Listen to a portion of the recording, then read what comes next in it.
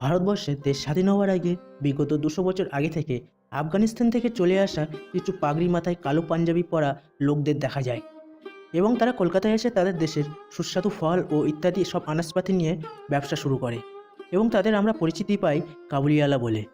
কিন্তু এই কাবুলিওয়ালাদের প্রধান ব্যবসা হলো টাকা ধার দিয়ে সুদ খাটানো।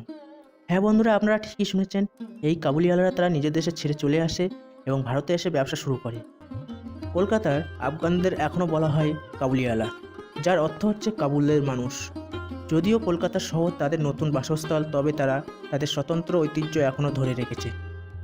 5 দশকেরও বেশি সময় যাবৎ ভারতে তাদের স্ত্রী সন্তানদের নিয়ে কলকাতায় বসবাস করছেন।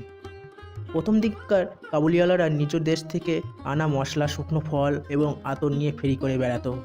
গত কয়েক দশকে তারা অন্যান্য ব্যবসার দিকে ঝুঁকেছেন, যাদের মধ্যে রয়েছে শহরে বড় বাজার এলাকার দর্জির দোকান।